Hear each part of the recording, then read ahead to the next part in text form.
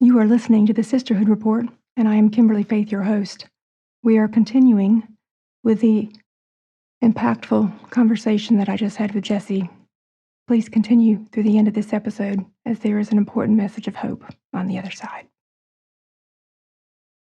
I mean, we're talking about a massive system-wide and it's going to be failure. it's not just our government or these people. I mean, we're talking worldwide. Right. You know, we have national leaders of other countries that, you know, it's like these hierarchy, these royal families.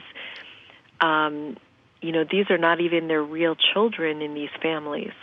You know, we've grown up with these fairy tales, these stories of, you know, all these other countries, their royalty, and we're like, oh, they're such sweet, cute, beautiful little families. But these aren't even their kids. These are kids that they've stolen from, you know, American mothers who were good mothers. Mm-hmm. And, you know, our country, you know, the level of infiltration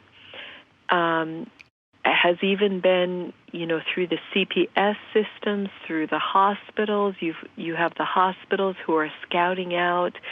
You know, they take babies' bloods the moment they're born to find out what their bloodline is, and then decide if they want that child or not. Mm.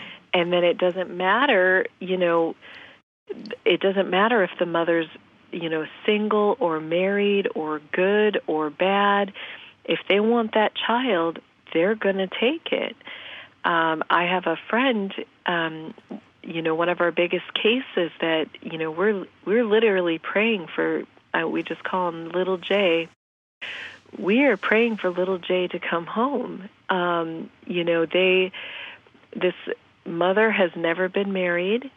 They had one of these Illuminati guys literally took her to divorce court, and through divorce court got custody of her child, and then trafficked him to Australia and other countries. They destroyed his birth certificate, sold him on the black market adoption to high-level Illuminati families, and she has no way to get her child back. Even if she got him back, there's no birth certificate. There's no way for her to prove, besides a blood test, that this is her child.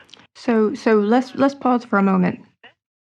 Right, because then when you all of a sudden realize what's going on, so I do believe that there is a virus, so I'm not going to go into all of that because it gets very, very complex.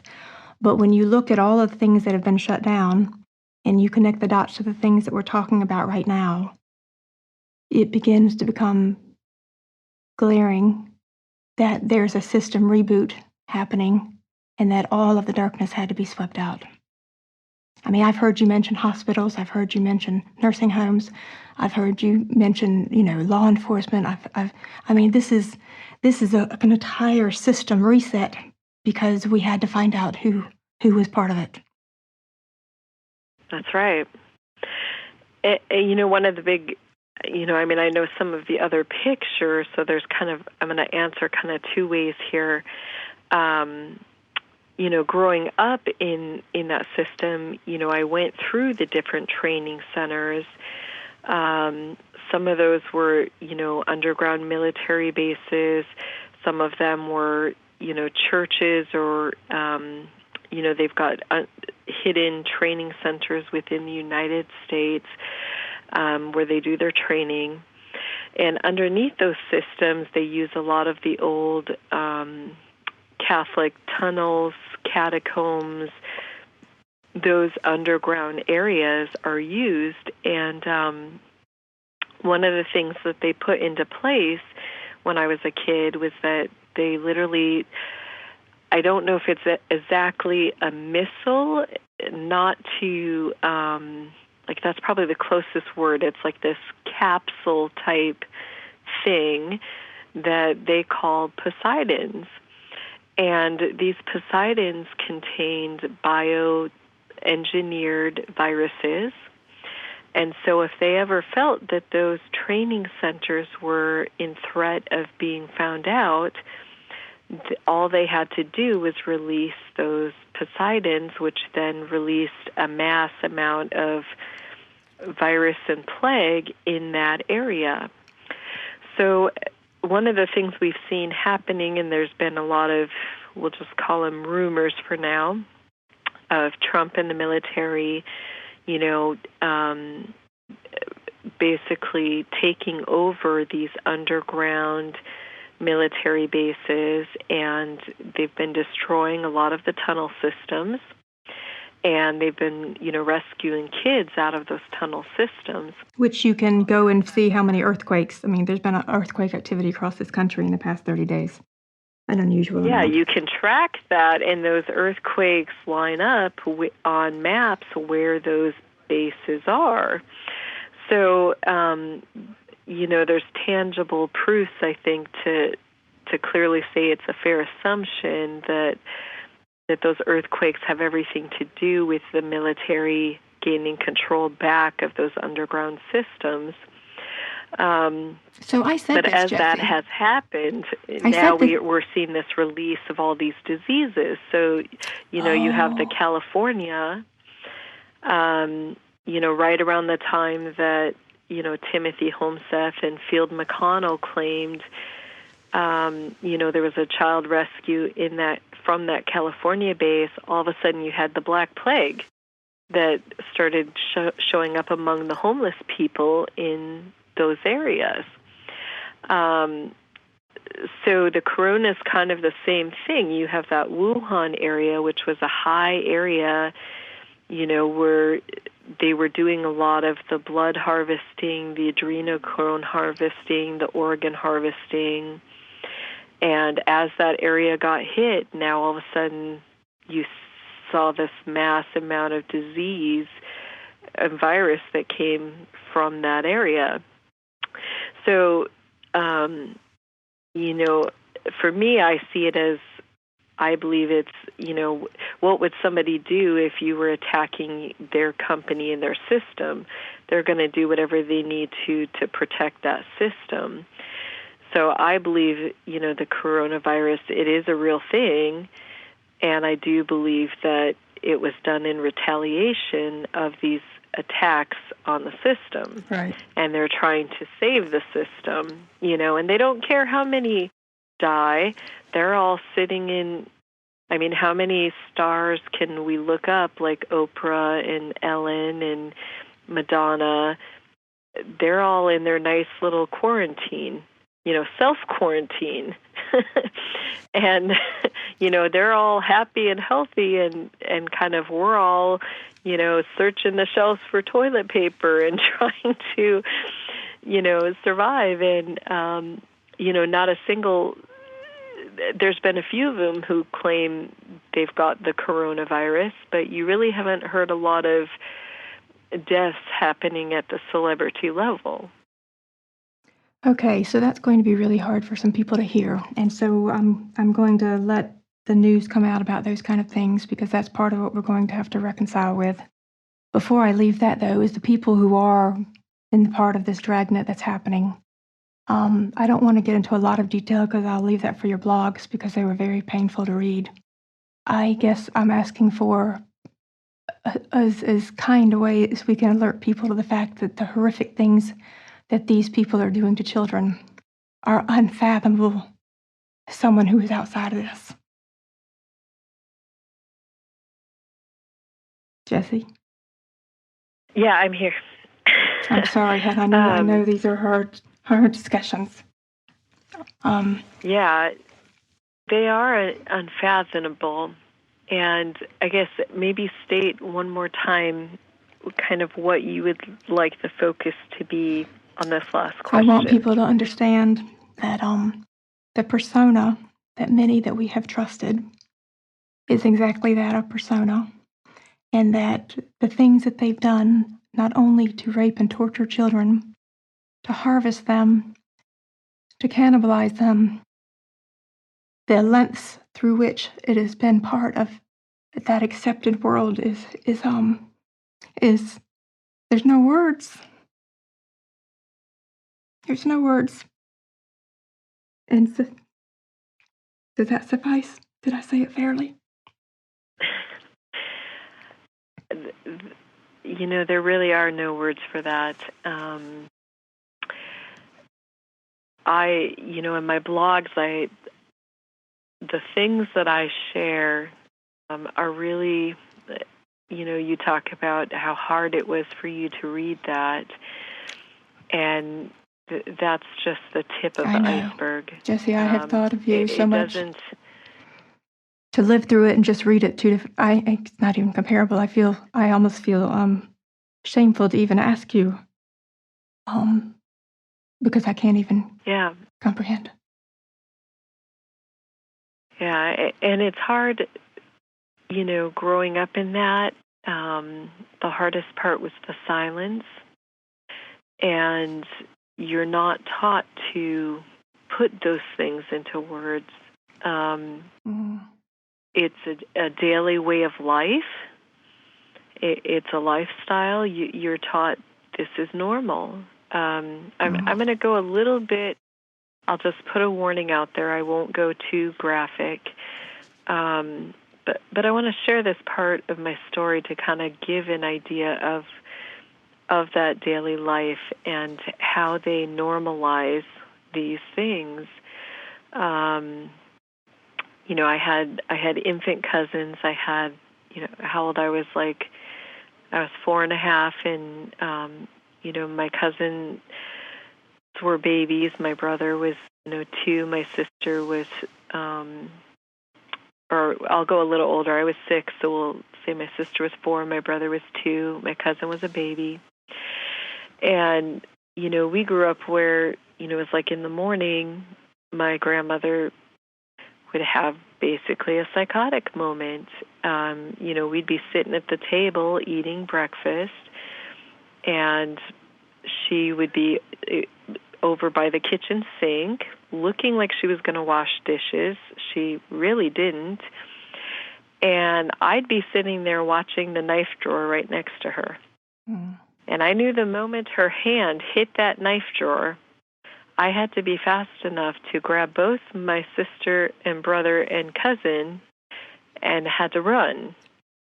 And, I had to be aware of whether the front door was locked or not. If that door was locked, I knew that I couldn't unlock that fast enough to get out the door with them before she got us. So, that made the difference whether we ran out the door or ran upstairs and tried to hide. There were things that I would have to do to her to try to knock her out, to try to knock the weapon out of her hand. We weren't playing games. It wasn't her trying to train us to do combat or to protect ourselves. This person literally had every intention of killing us. And, she finally, I'd be fighting with her. I had my 4-year-old sister. We'd go hide with the babies and keep them quiet. And she would throw me down in the basement and lock the door. And, this was part of my training. We're down in the basement. There would be dead things, dead people, dead animals everywhere. And, I would be stuck down there until she decided to open that door. She would sometimes throw me down the stairs. It's pitch dark. So, I can't see anything. All I can do is hear and feel, and I would just sit at the top of the stairs because that was really the only safe place to be, and, just praying for those babies that she didn't get a hold of them while I was in there. And then she finally would unlock the door, and I would get to come out, and she'd be sitting at the kitchen table again with them. She'd have the knife, right there on the table with her. She'd be tapping her fingers on it, so I noticed, she had it. And she would say to me, what if I told you about hiding from me? I've been looking all over for you.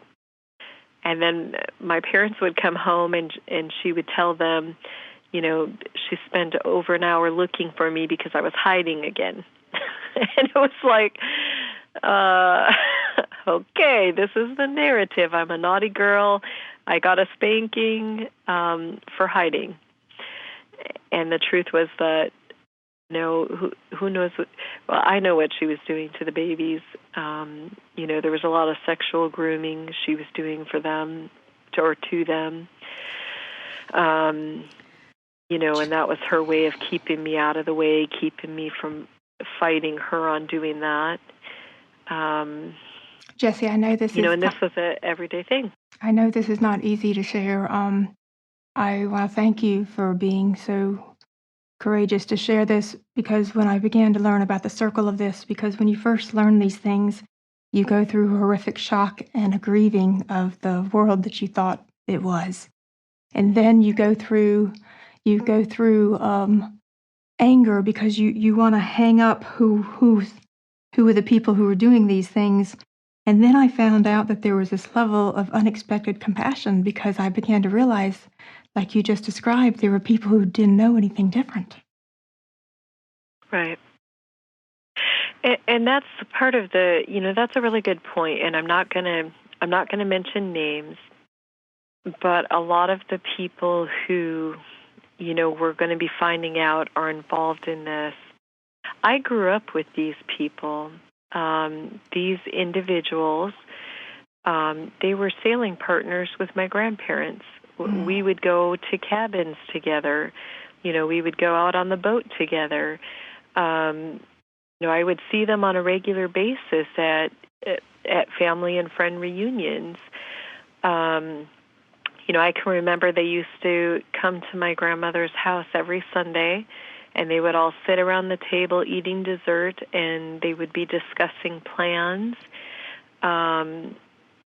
So I grew up with these people and them planning these things on how they were going to run things in the long run. And so you've got that side, that human side of them, where they're just normal people. And some of them have done some good in the world. That's what was so difficult for me to see, some of the public persona where they have tried to do good, and yet there's this other side. Right. And then I try to think of those things. One of those individuals was my grandfather's jogging partner. I remember them, getting in their shorts and wearing their socks up to their knees, which was absolutely hilarious to me when I was little.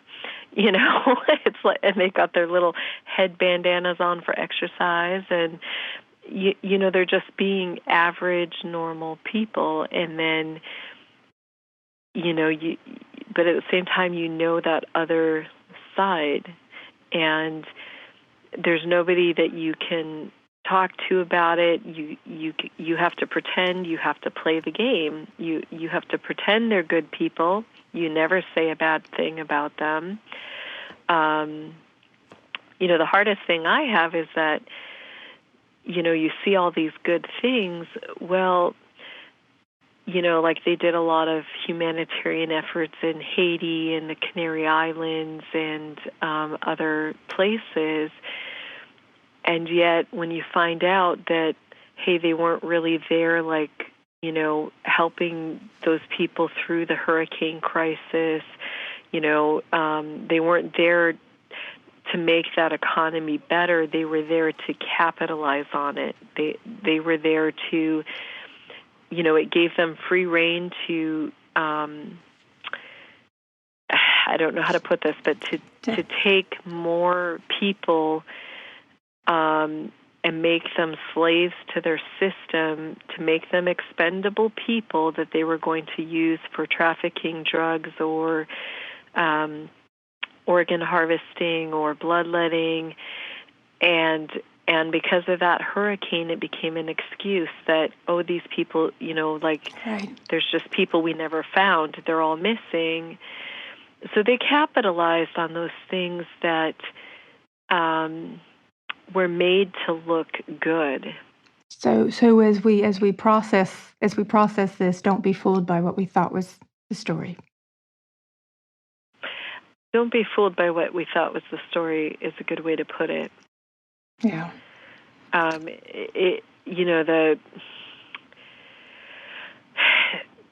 The more that, I guess, there's just no end to the rabbit hole. One of the things that I learned as a kid is, there's no bound, no limit to the extent of the evil. Mm-hmm. Well, there isn't an end point. I wish there was. I wish that people could, say, "Hey, I'm not going to go this far." There's no end point. I think what I'm hearing you say is there's no end point for the evil of the people that are in it. But for those of us out who have the ability to be able to bring the light to the world and to bring the goodness and to be part of this global reboot, we can stop it. That's what I think is. I saw that there was this opportunity to completely recalibrate for an entirely new reality because we had been held hostage for this old one. Yeah. And I'm the type of person, I grew up loving these people. I grew up caring very deeply for them because I did know both sides. I knew their good side and I knew their bad side. I liked their good side. I've had good moments with these individuals. So there's a part of me that, says, God, there has to be, I want forgiveness, I want mercy, I want them to know grace. And yet when you're holding that in light of knowing what they've done, you also have to put on that table, there has to be God's justice and righteousness. Right. And that has to reign. And, it's hard to accept. There's moments, I've never shared this with anybody. I did not know John McCain very well. I grew up hearing all the war stories, the hero that he was. I can't even explain, but the day that he died, I spent the whole day grieving for him and literally crying.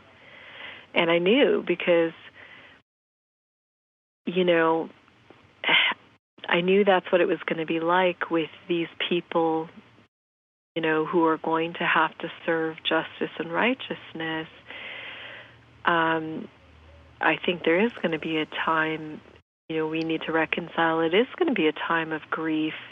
We're going to be grieving not only the loss of our perception, the loss of the good we thought they did, but grieving the evil that has no words that these people have done, and grieving that we've allowed it to happen right underneath our noses, and we weren't aware for whatever reason, or we chose to dismiss it.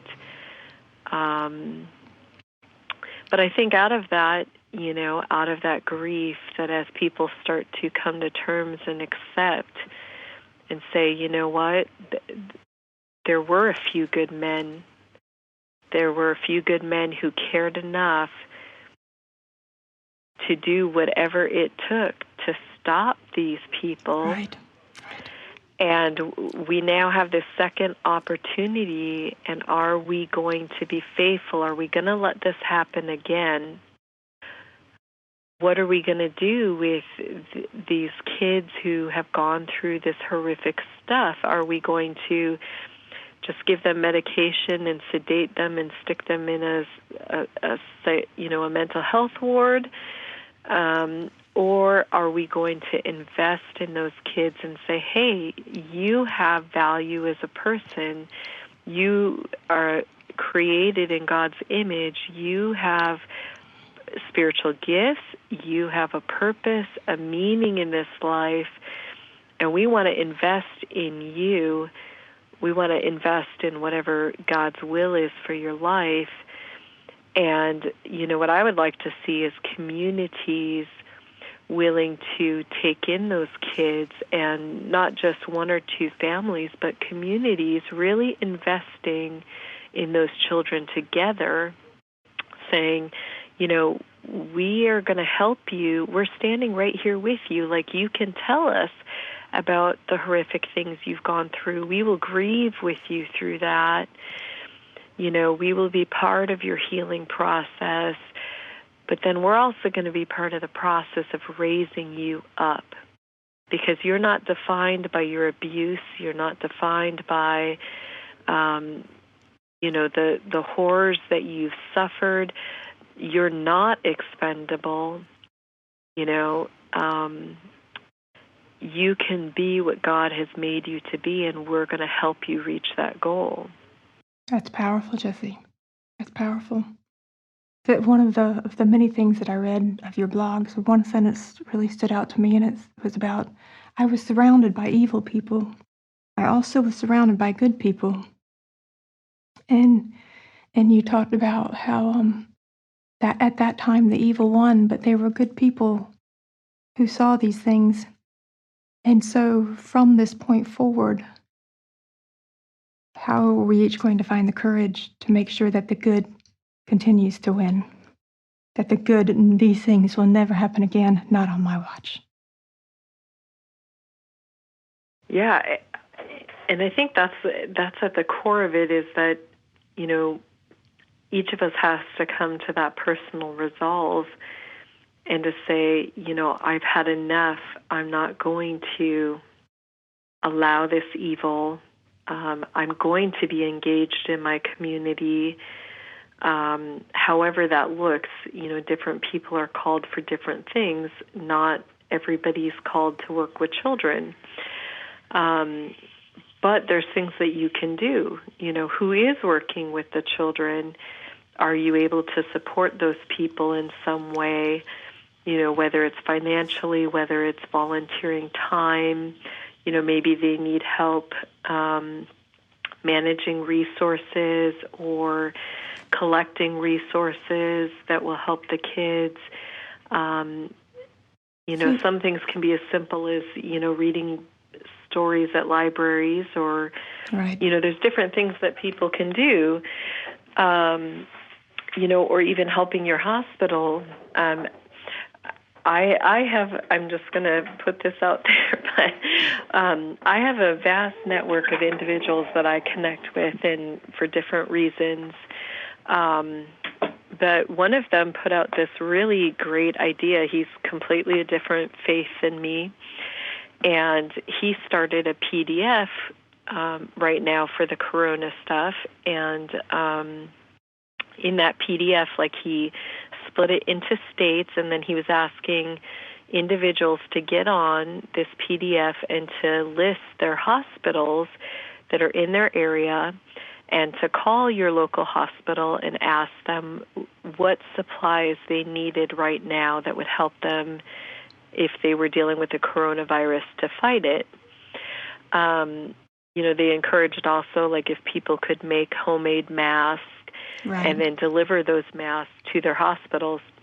But his website allowed people to look, you know, and see, you know, what does my hospital need? How can I be proactive and help to meet those needs right now, whether it's, you know, helping to provide hotel rooms for staff who have to stay and can't travel home, whether it's transportation or supply, you know, helping getting restaurants that would help supply food for this hospital staff. There's been a lot of, you get to see some of the beauty of the human spirit through what we're going through. Yeah, exactly. And so there's a lot of ways that we can be proactive and help, you know, in the current crisis. And then also, you know, we can be very future-minded, too, and be thinking long-term, like beyond this, you know, what's next? How can we continue to help at a community level and continue to be engaged to really bring healing? I think as we bring healing to our communities, it spreads. You know, we're beyond the community to the local, to the state, to the federal, to the national levels. You know, the more communities you have bringing health and healing to one another, the bigger national impact that's going to have. Yes. Well, and Jesse, I had one last question of you. You've been so gracious to speak with me for an hour and 45 minutes, almost an hour and a half, and I'll probably break this into 2 segments. But one of the questions I had was, how do we begin to learn how to trust our opinions again? Because that's what struck me, is that some of these people that we've trusted so much, and we find out, whether it's people or institutions, whether it's people who've had faith in some of these different institutions, how do we discern and begin to trust our inner knowing and not throw away everything? That we don't have to throw away everything, that there is good in it all, and learning that that we can find that space. Does that make sense? Yeah. I think that the place to start really is prayer and asking the Lord to show us, what His will is. And for me, trust is the hardest thing. It's never really been part of my vocabulary. Mm-hmm. But learning to depend on the Lord and, asking, His Word says that if we lack wisdom, we are to ask it of Him, and He will graciously give it to us. So not being afraid to seek the Lord's counsel and to really ask Him, who should I trust? Who should I invest in? With that said, we're in the middle of a complete system overhaul. What we see happening is that this entire evil system is literally being torn down. And in Deuteronomy, the Lord makes a promise to His people. He says that if you tear down the strongholds, I will drive out your enemy from before you. And so what I believe is happening is that literally the Lord is driving out the enemy.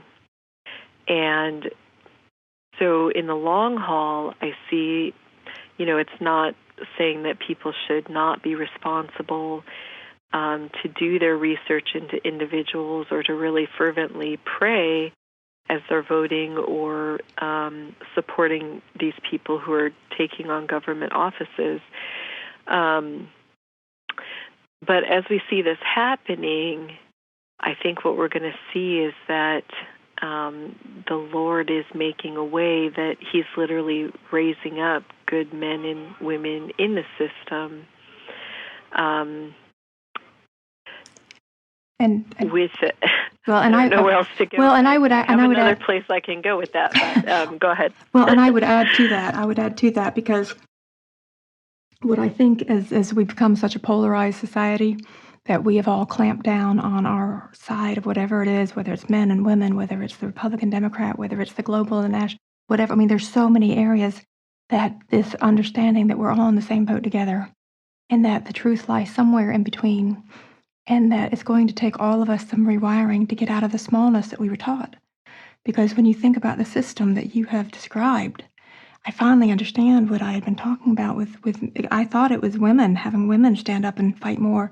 And now what I've realized is that we have all collectively been taught to play small so that the system could win. And the only way to have the balance of power in the system is that each one of us lay down that mantle of smallness that we were handed and fully step into the bright light and strength that we have. That's a great way to put it. Yeah. The individual responsibility and resolve to take action and to encourage one another to take action. It's both at an individual level and a collective as well as, a collective level. Yes. It goes beyond yourself. Yes. Jesse, I want to thank you so much for your graciousness. I'm going to ask everybody who listens to this to send you much healing as you continue down your path, and healing for us all as we grapple with this new reality. So I thank you for taking the time. Thank you. Yeah, thank you for having me. It has been a pleasure, Kim.